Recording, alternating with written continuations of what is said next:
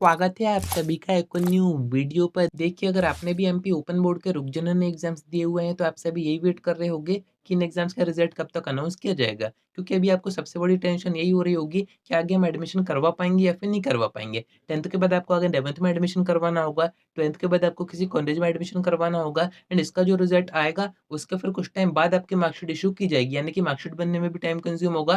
तो आपका एडमिशन आगे हो पाएगा नहीं हो पाएगा, जब तक एडमिशन बंद ना हो जाए यही सारे डाउट्स का आंसर मैं आपको दूँगा, साथ में आपका जो रिज़ल्ट है वो कब तक आएगा वो भी बताऊँगा। एंड काफ़ी बच्चे यहाँ पर पूछ रहे थे कि रुक जननी योजना के जो पार्ट 2 के एग्ज़ाम होते हैं दिसंबर में, उसके फॉर्म कब से बनने स्टार्ट होंगे? क्योंकि काफ़ी बच्चों ने अभी पार्ट 1 के एग्ज़ाम नहीं दिए हैं किसी कारण से, या फिर अगर आप पार्ट 1 में फेल हो जाते हो, तो ऐसे में भी आपके पास एक सेकंड ऑप्शन होता है कि आप पार्ट 2 का एग्ज़ाम देके पास हो सकते हो। तो इसके फॉर्म कब से स्टार्ट होंगे, एग्ज़ाम कब तक होंगे, सारी चीज़ें बताता हूँ, वीडियो में एंड तक बने रहिए। नहीं तो सब्सक्राइब ज़रूर से कर दीजिएगा, नोटिफ़िकेशन आइकन ऑन करके रखिएगा। ऐसी इन्फॉर्मेटिव वीडियोज़ मैं आपको आगे देता रहूँगा। अब देखिए, फर्स्ट आपका जो एडमिशन का डाउट है उसके बारे में मैं आपको बता देता हूँ कि आपका आगे एडमिशन हो पाएगा या फिर नहीं हो पाएगा, क्योंकि काफ़ी बच्चे यहाँ पर परेशान हो रहे थे, कमेंट्स आ रहे थे, डीएम्स आ रहे थे, एक ही चीज़ पूछी जा रही थी कि आगे हमारा एडमिशन हो पाएगा या फिर नहीं हो पाएगा। क्योंकि इन एग्ज़ाम्स का जो रिज़ल्ट है उसमें टाइम कंज़्यूम तो होगा ही, अभी कॉपी चेकिंग की जा रही है, रिज़ल्ट की प्रोसेस की जाएगी, इन सभी में टाइम कंज़्यूम होगा। यानी कि आप मोटा-मोटा 20 से 25 दिन मान सकते हैं, उसके बाद ही आपका रिज़ल्ट अनाउंस किया जाएगा। एक्सपेक्टेड टाइम भी मैं आपको आगे बताता हूँ, पर अभी मेन बात ये है कि आगे हमारा एडमिशन हो पाएगा या फिर नहीं हो पाएगा।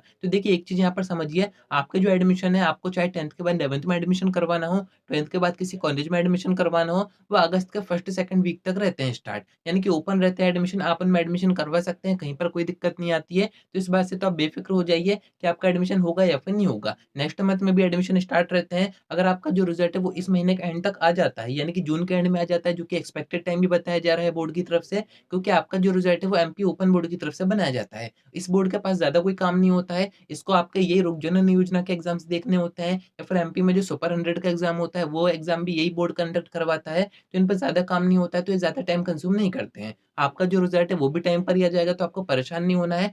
थोड़ा-सा वेट आपको करना पड़ेगा, इस महीने का तो वेट आपको करना ही पड़ेगा। इस महीने के एंड तक आपका जो रिज़ल्ट है वो आ सकता है, यानी कि जून के एंड वीक में। अगर इसमें नहीं भी आता है, तो नेक्स्ट मंथ के फर्स्ट वीक में आपका जो रिज़ल्ट है वो 100% अनाउंस कर दिया जाएगा। अगर आप ये पूछो कि इन एग्ज़ाम्स का रिज़ल्ट हम कहाँ पर चेक कर पाएँगे, कैसे हमें देखना है? तो इसका जो रिज़ल्ट है वो एमपी एसओएस की वेबसाइट पर आता है, यानी कि एमपी ओपन बोर्ड की एक डिफरेंट वेबसाइट है। एमपी बोर्ड की वेबसाइट डिफरेंट है, जहाँ पर आपने बोर्ड एग्ज़ामिनेशन का रिज़ल्ट देखा था, वहाँ पर इसका रिज़ल्ट अनाउंस नहीं होगा। इसका होगा mpsos.nic पर, वेबसाइट आप अभी स्क्रीन पर देख ही रहे हैं। फ्रंट में ही आपको ये रिज़ल्ट का ऑप्शन दिख जाएगा। अभी आप देखोगे कोई भी सर्वर आपको नहीं दिखेंगे, क्योंकि आपका जो रिज़ल्ट है वो अभी बनाया ही नहीं गया है, ना ही अपडेट किया गया है। जैसे ही बन जाएगा तो यहीं पर सर्वर एक्टिव होंगे एंड यहीं से आपको चेक करना है। इंटरफ़ेस में आपको दिखा देता हूँ कि इस टाइप की विंडो ओपन होगी जब आपका रिज़ल्ट अनाउंस किया जाएगा, एंड यहीं पर आके आपको अपना जो रिज़ल्ट है वो चेक करना है। अब बात ये आती है कि इन एग्ज़ाम्स की जो कॉपी चेकिंग है वो कैसी हो रही है? क्या सॉफ्ट चेकिंग हो रही है या फिर बोर्ड एग्ज़ामिनेशन की तरह बेकार चेकिंग की जा रही है? आपने देखा ही होगा, इस बार के एमपी बोर्ड एग्ज़ामिनेशन में चेकिंग काफ़ी ज़्यादा बेकार हुई थी। काफ़ी सारे बच्चों को नंबर नहीं दिए गए जबकि पेपर उन्होंने पूरा किया था।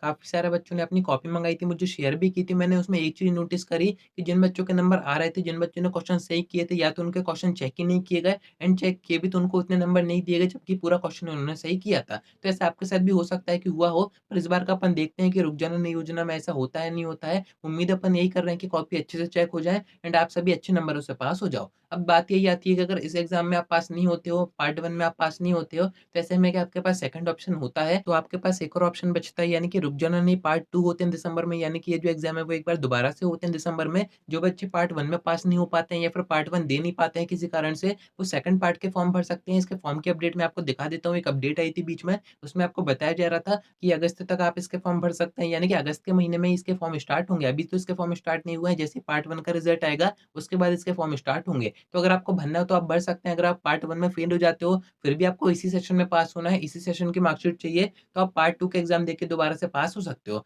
पर वो ज़्यादा कोई सेंस नहीं बनाता है, उससे अच्छा अगर आप ईयर रिपीट करोगे, तो वो ज़्यादा फ़ायदेमंद होगा। बट मैक्सिमम बच्चे यही सोचते हैं कि 2-3 सब्जेक्ट में हम फेल हुए थे, तो हमें पार्ट 2 में भी उन्हीं 2-3 सब्जेक्ट के एग्ज़ाम देने रहेंगे। बाकी अगर सेशन रिपीट करते हैं, तो उसमें आपको पूरे सब्जेक्ट पढ़ने रहेंगे, तो ये कुछ बेनिफिट होते हैं पार्ट 2 के, वो जब भी आएँगे उसकी इन्फॉर्मेशन मैं आपको टाइम पर दे दूँगा, तो कनेक्टेड रहिएगा। आज की वीडियो में इतना ही। कोई और डाउट आता है, आपको मन में कुछ और पूछना हो, तो कमेंट करके पूछ सकते हैं, या फिर आप मुझसे इंस्टा पे डीएम करके बात भी कर सकते हैं।